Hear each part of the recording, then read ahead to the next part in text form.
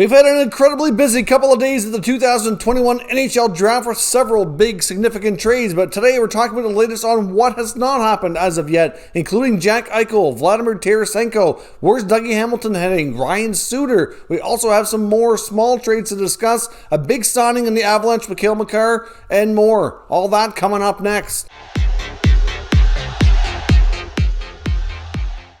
So welcome back to another video here at Top Shelf Hockey. As I mentioned, it's been a very busy and exciting couple of days here as the 2021 NHL Draft has brought us all kinds of player movement, some really significant blockbuster trades. We've got some smaller trades, all kinds of teams trading draft picks. It's been a very hectic but fun and exciting time to be a hockey fan here, in my opinion. Now today we're going to go over some other news items that we didn't do dedicated videos for, and then talk about the latest trade rumors on what has not transpired as of yet, but it is expected to in the coming days ahead. So first up, we had a huge signing earlier with Cale, Makar agreeing to a massive contract extension with the Colorado Avalanche, doing a 6-year deal at $9 million average annual value. That's a pretty significant deal, but after Seth Jones signed with the Blackhawks at 9.5 last night, I kind of wondered if he might actually get more than that, to be completely honest, and I think the only reason he didn't is because it's a 6-year deal and not 7 or 8. I think they, might have had to go a little higher to convince him to lock up that long, but there's other reasons too. With this contract, the way it's structured is that the bulk of it's paid out in the middle of the contract, years 3 and 4. He only gets 1 UFA year bought up in this contract because his first year in the NHL wasn't really like a full year counting towards his seniority and UFA status, because he only appeared in the playoffs. So theoretically, he only gets 1 UFA year bought up in this deal. He would have been a UFA in 6 years' time if he'd done something on a shorter term basis here. So all that is all fine and dandy, but the other part that his agent talked about as well, which makes a lot of sense, is that they're gearing up for potential work stoppage, because this contract expires what could be the year of the next potential lockout. That's when the CBA that they just agreed to is set to expire, so you don't know how things are going to go. So obviously there is a small signing bonus in the final year of the contract to make sure he is paid at least some more money than if there is a work stoppage. And also escrow is expected to drop down over the next few years as part of the new CBA that they just ratified. So obviously it makes sense why you're seeing a lot of these contracts be more back or middle loaded and less money up front. Obviously they want more of the money when the escrow percentages are lower, so it makes a ton of sense to structure them that way. And obviously the agents are there for a reason, to hammer all this stuff out and help them be as smart as possible to take home as much money of their paycheck in their pocket rather than lose it to something else in taxes, escrow, and all that kind of stuff, right? So a huge signing here by the Avalanche. You gotta wonder what this means for Captain Gabe Landeskog, though. Reports are indicating that they took another stab at another contract, and it's still not going well. There's no real progress. He was apparently able to talk to Seattle a few days ago. I don't think things really got too far in that front. I think he wanted to really give it another chance to make it work with the Avs, and it's still, like, if he's asking for $9 or $10 million, if Makar got 9, there's no way he's getting anywhere near that. Personally, I think around 7.5 would be his kind of max payout. In my opinion, I think at 7.5, it might even be, a little generous. But he might get more than that on the open market.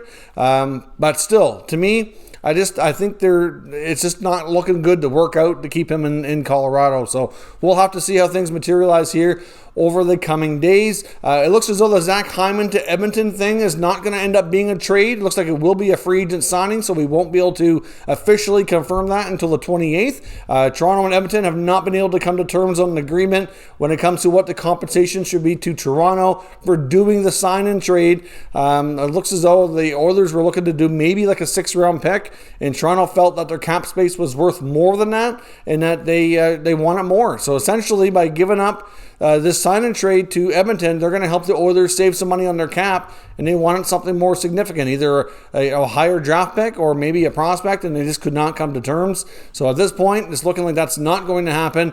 The Oilers will have to do a 7-year deal with Hyman, which is going to cause his AAV to be a little higher, and if the numbers are as accurate for what is being reported, he's going to make more money than Nugent Hopkins, which I find absolutely insane. But anyways, we'll talk about that when it's more official and we have the official concrete numbers to base our opinions on at that point in time. Now, we also saw a couple of small trades that we didn't do dedicated videos on. One was last night, one was earlier today. The Carolina Hurricanes did trade young defenseman Jake Bean, who they want to get a fresh start for, to the Columbus Blue Jackets in exchange for a second-round pick that they used here earlier today in the 21 NHL draft. So Columbus is doing some great things there. Obviously, they're shaking things up. They traded Seth Jones, but they picked up Boqvist in that trade. They got Bean in this trade.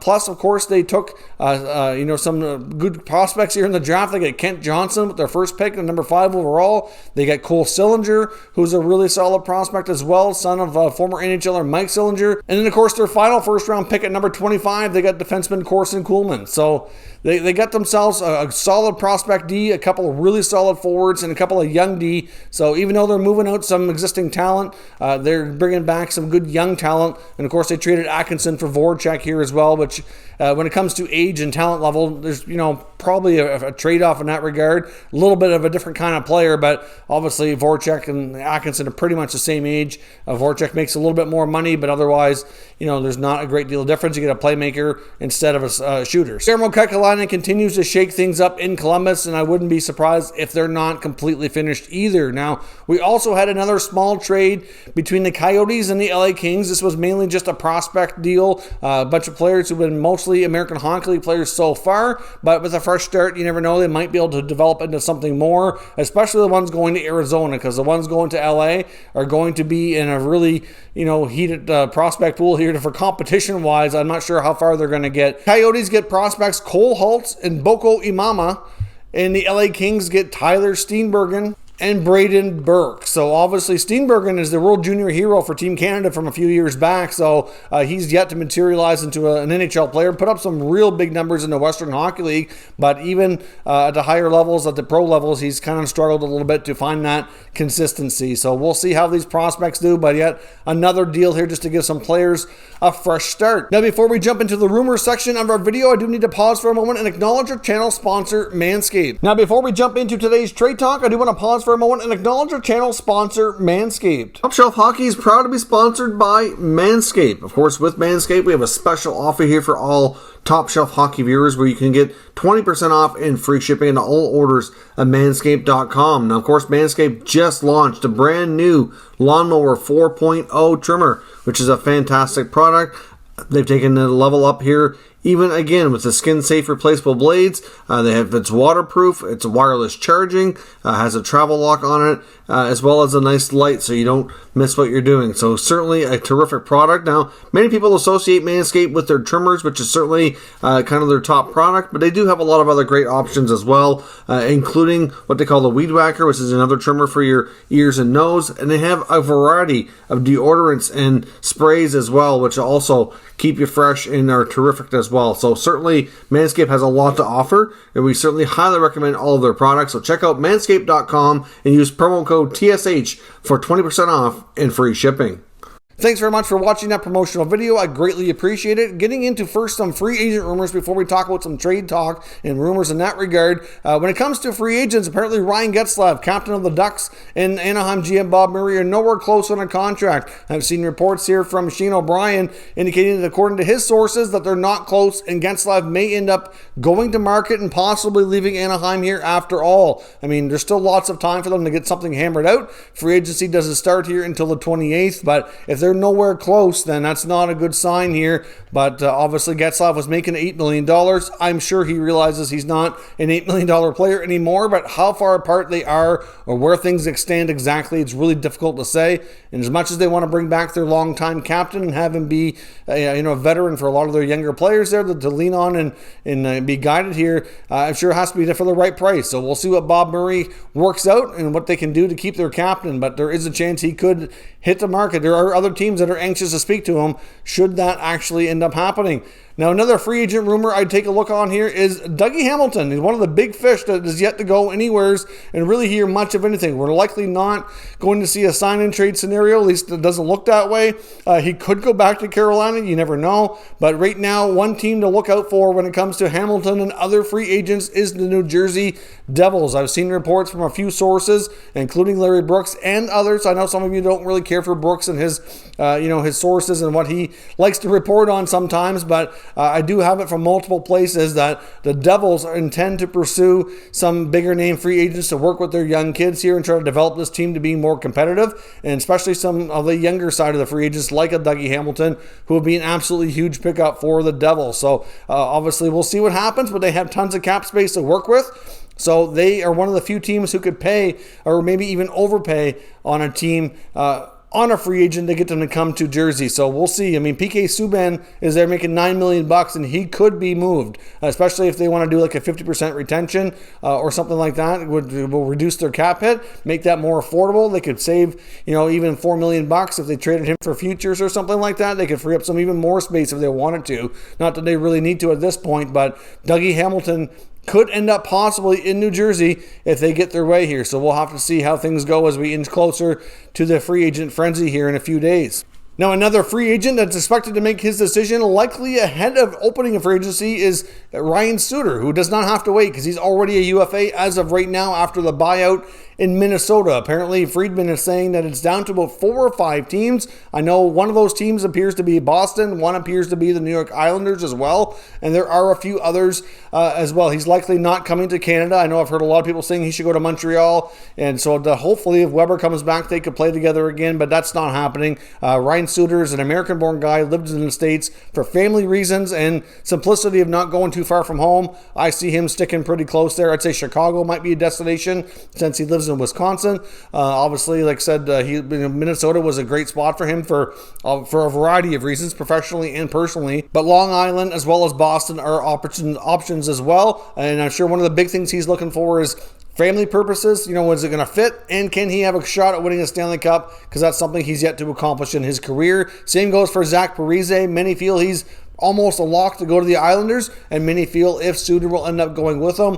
Wouldn't be shocked if Lou Lamoriello signed both of those players if he can get them under contract, of course, for the right price. They've been able to free up a ton of space, but they also have their own RFAs to look after, like Beauvillier, Pelech, and Sorokin, and they've been rumored to maybe be in on trying to make another, add another significant piece, maybe bring back Kyle Palmieri. So they need to be cautious here with their space and not give veteran guys like this too much money, but Suter could be a great replacement for Nick Leddy in the minutes he brings if they can get him for a cheaper price tag, where Leddy was making over 5. If they can get him 2 or 3 or something like that, that could be a pretty bargain deal. But I'm not really sure at this point what Suter is looking for. Considering he's getting big money on his payout from Minnesota, I would hope he would sign relatively cheap, at least compared to what he would normally get on the open market. Now, when it comes to some trade talk, there's some big names out there that have yet to go that could go as early as today. This information might even be outdated by the time it makes it to YouTube in the next hour. It's really hard to say because things happen fast in the NHL at times. But a couple of guys to really watch for some significant deals is Jack Eichel and Vladimir Tarasenko. I mean, Eichel is yet to go. The Sabres have 2/3 of their deals completed now, with Ristolainen and Reinhart deals being completed between yesterday and early this morning. And of course, like I said, the Reinhart deal was rumored to be done last night or in the wee hours and took all the way until just a little while ago here before it was completed. So those are done deals now, and now all eyes are on Eichel. And if you listen to Kevin Adams in his press conference last evening, you can tell that he absolutely is 100% trading Jack Eichel. He doesn't even seem to know what's going on with him, doesn't even really seem to care, had no idea that he was even skating recently, and it just seemed like he just wants it done with and doesn't want to talk about it. But at the same time, you know that he wants to get the right deal for his club, and he's not going to rush into anything. It doesn't really seem like he feels too pressured here, but I think, over time that could build, and I'm sure Eichel and his agent are probably pushing to get something done because I'm sure he wants to get, medical stuff figured out with the new team so that he can hopefully play next year and decide what the course of action is and all that. So we'll have to see, but I would suspect that the usual suspects are still in there, like the Rangers and Minnesota were a couple of the teams. I mean, teams like LA and Anaheim were rumored to be kind of in and out. I don't know where things stand on those regards right now, because a lot of those high draft picks that were rumored to be possibly being offered, or obviously they're used now. So if they're going to offer first round picks, we'd be looking at next year, which, to be honest, wouldn't be a terrible thing for Buffalo, because next year's draft is deeper and more talented than this year's draft. So if they can get a team like the Ducks, or any team that might not, be super high in the standings, and they can get a higher first round pick next year, would be really good. I mean, teams might want to protect their picks and have like a lottery protection or something like that in case they do end up with a high selection. But still, Eichel is going to drive a hard bargain here for Buffalo and get back. Hopefully a good return, but I know fans seem to be more happy with the Ristolainen return than the Reinhart return right now, and I think that's causing some anxiety over what a Eichel return could look like. But we'll see. I mean, there's still all kinds of conversations going on, and I would suspect that something should be done sooner than later. Once we get into free agency and teams start looking elsewhere and spending their money, their cap space is going to fill up, and there's not going to be a lot of options, and it's going to be harder to make this deal the longer they wait, in my opinion. So we'll see what happens, but there's still all kinds of dialogue going on behind the scenes, and we'll see if we finally get the blockbuster deal be done with. Now, when it comes to Tarasenko, there's still rumors that the talks have been kind of heated back up as of last night, but there's certainly teams that appear to be out of the race now, given other moves that they've made. You have to think a team like Philly, who was rumored to be in there, would be out now. Obviously, a team like Florida was rumored to be in there. You would think with the moves they've made that they're probably out now. You get the Islanders, they could still be in. That's a real possibility as well. You think maybe Vegas, I mean, they were rumored to be on Tarasenko's list, but I don't know where things stand there. They've been a little bit on the quiet side of things, but obviously, we'll have to see where they stand. They've been known to pull some blockbuster trades off here, kind of quietly sneaking in the last minute with a pretty good package. So we'll have to see what happens here. I would suspect that at this point, the Tarasenko price tag isn't going to be too terribly high, but all indications point from his agent that he's healthy and ready to go and should be a productive player next year. At least that's what they want to let everybody believe. So we'll have to see. But there's still going to be a Tarasenko trade. To me, there's just no way that relationship can be repaired based on everything that's been made public here so far. But it looks as though the number of teams that can even consider it right now, based on the teams he waived his no trade clause to, is really dwindled down. And I would suspect maybe that the Islanders could be a front-running team, depending on what else they do here coming up. No, when it comes to Jack Eichel as well, one team that apparently was jumping in here into the conversations more recently that was not really rumored before was the Montreal Canadiens. So we can't completely rule out the Habs, given what they have a pretty deep pool of young players and picks too. So you just never know. I mean, Montreal could jump in there and maybe give Buffalo an offer that they can't refuse. It's really hard to say depending on what they're willing to include. So that's all for now. Of course, this information could change very quickly, so we may be back later with more news or rumors depending on what else happens today. So stay tuned. We'll keep you up to date with all the latest news and rumors on all 32 NHL teams. If you're new, make sure you subscribe so you don't miss any content coming up. It's going to be a very busy couple of weeks here as the offseason is now in the full swing. Thank you for watching, and I'll catch you next time.